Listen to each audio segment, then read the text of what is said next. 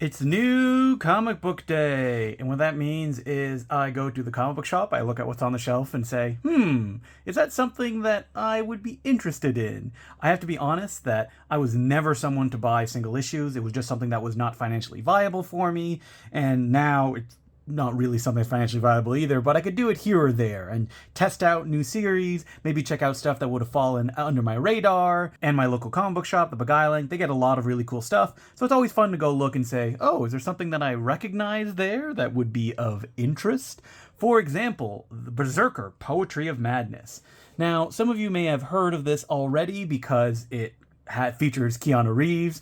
There was an original series. I think it lasted 2 volumes, and I never really checked it out. I heard some good things. I probably will, but I picked this one up because, of course, I am a very easy-to-please human being. I saw that it had a silver cover, and I went, ooh, what's this? And then when I cracked it open, I realized, oh my god, this is a new comic by Steve Skroce. Steve Skroke? I'm not 100% sure.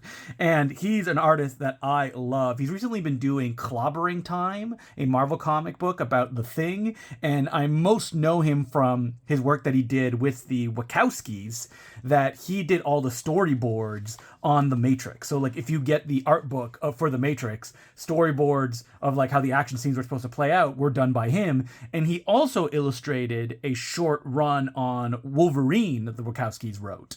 And so this comic, which is a prequel to the Brzkrkr storyline, you don't really need to know anything else. I mean, I don't. So I was able to just pick this up. It was narrated, it's in the past. This is something that happened to the Brzkrkr, who I assume is an immortal, maybe related to God. Is he Jesus? I'm not 100% sure. And it's about him protecting Atlantis and just killing a lot of people.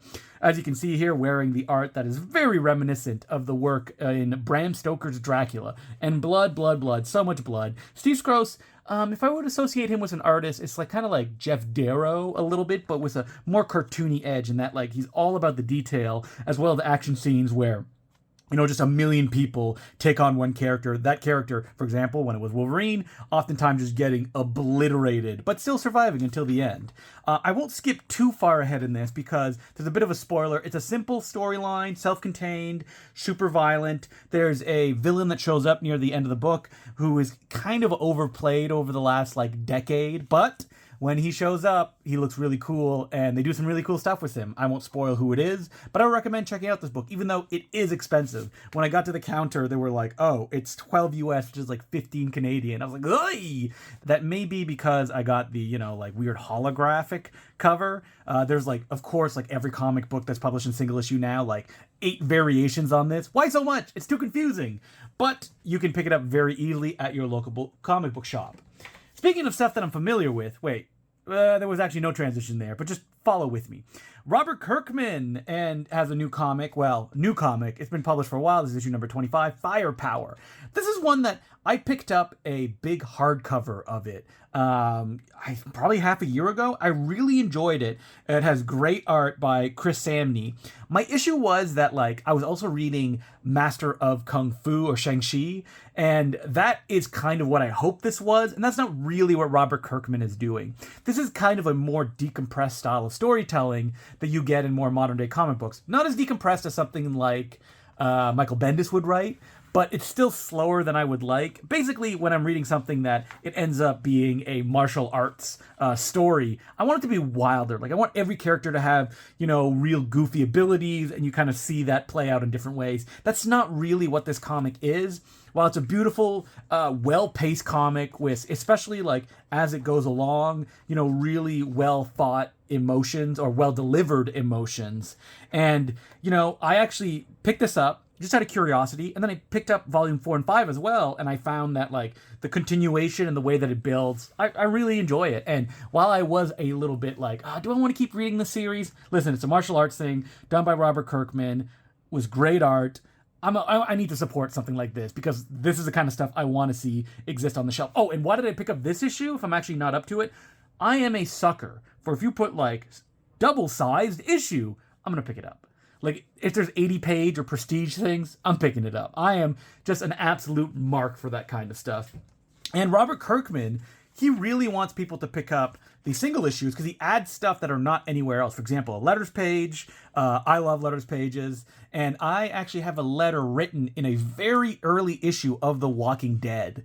I don't know exactly which one it is. I don't actually have it. I had it back in the day and I lost it. So if you have the complete run of The Walking Dead, look for a very young Justin DeClue writing a letter in one of those. And Robert Kirkman is one of us. He was a fan. He became really big, but now he's able to kind of follow his passions with, I think he has Skybound is an imprint that he has, and they're about to do a Transformers book that I'm very excited for because of who is the writer-artist on it. And on these single issues, he also has something, and I hadn't seen this before, but it's basically like director's commentary, where the writer and the artist just have a conversation about the issue that you previously read. If I knew this was in here, I would have probably picked up all the other single issues, because I love this kind of background information. And there's really funny stuff like Robert Kirkman says he was really impressed that the artist didn't draw a second page splash with like a big Michael Bay style destruction scene that was in the script, and instead he did a close-up of a character, and he was impressed that he just went ahead and did that kind of stuff. And the artist is like, actually, I think I just missed it. So when I was doing the thumbnails, I probably just missed that you had those 2 pages, and it wasn't something that I had done consciously. So if you need a martial arts fix, Firepower is where you need to go. The next issue is published in August, but this can't be a monthly book if it's the same writer and artist that do it every month. But if it is, I will keep following it. I mean, Image Comics, because they're creator-owned, they're all over the place, like Savage Dragon, which is one that I read all the time. I have no idea when it's published, basically at Eric Larson's whim, and I'm just always excited to see like when I spot one on the shelf. Speaking of Savage Dragon, this one caught my attention. The Savage Strengths of Star Storm. And mostly because it had a very Eric Larson-like cover. Now, this is the first issue. The one that I picked up today is the 3rd issue. But if there's a bargain bin in your, or like a long boxes that keep issues at your local comic book store, they'll probably have these. Now, I didn't know what it was. I mostly picked it up because of its very wordy title that kind of reminded me of like Power Comics. Power Comics are like basically like independent comic books that really popped up in the 80s in the boom of, you know, the Ninja Turtles and the black and white one. And then when I started flipping through this is absolutely a power comic. You don't really see stuff like this anymore on the shelves, at least mass produced.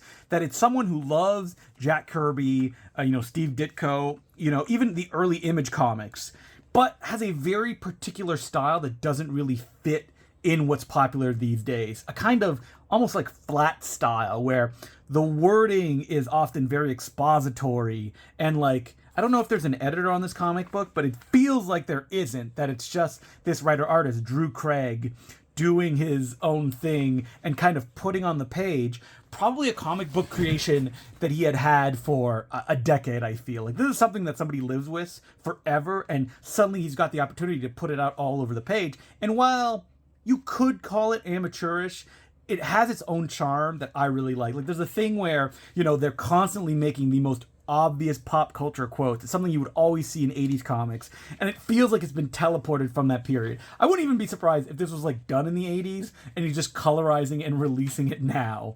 And it has that kind of everything but the kitchen sink approach to it. It also has weird kind of printing mistakes that you would always see in Power Comics. Like, this is clearly meant to be a double splash page, but it was misprinted, and, the page count kind of got off, so instead it's split right down the middle.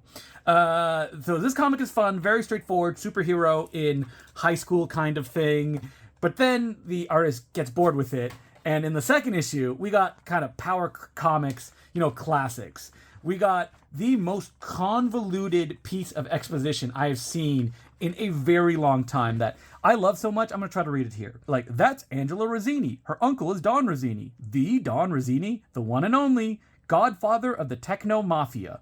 He took control after he had Master Venom assassinated in jail. Angela's mom was the half-sister of the Don. She and Thunderjack were lovers. Thunderjack from the first Omega Squadron? I thought you had no memory. I remember some things. Thunderjack died, right? Yes, and Angela's mom died before that in a car accident. Rumor has it that the Iron Assassin killed Jack, but everyone knows who gave the order. Sucks. Thunderjack was a good one. This is the kind of like direct, almost like teenager-like dialogue that really makes it pop. He was. I'm sure Angela would leave, but she's still a minor, and she has a court order to stay with her uncle. She really has nowhere else to go, and her parents were killed. What's she like? I always liked her. Rumor has it that she's been training with the Don's Assassins Guild, so most kids are afraid of her. No doubt. That's quite the story. The love child of a mafia princess and a superhero. Yeah, but she has the heart of an artist. She used to sing in a band called The Out. Like, this is so much stuff just thrown at the reader. Also, of course, because it's a power comic, and, you know, you gotta have zombies. This gets kind of ignored for the next issue, where we're introduced to a whole team of bounty hunters: Tigrax, Master Tiger, Tigress, Tiger Soldier, Tiger Lee, Grand Tiger Tai, Tiger Lin, Tigron. Love this kind of stuff. As long as this is still being published by Image, I will continue picking it up because it's giving me a modern day flavor of this stuff that I can't find in any other book, who are often much more slick in the way that it's presented. So these were the 3 comics that I picked up this week: Star Power, Firepower, and Berserk. If you have any interest in me doing these kind of videos, give me a like, give me a subscribe, and let me know in the comments, what are the single issues that you are reading now? Let me know what I need to pick up. And hopefully it's not too deep in the run, because that's usually something that keeps me from picking up single issues.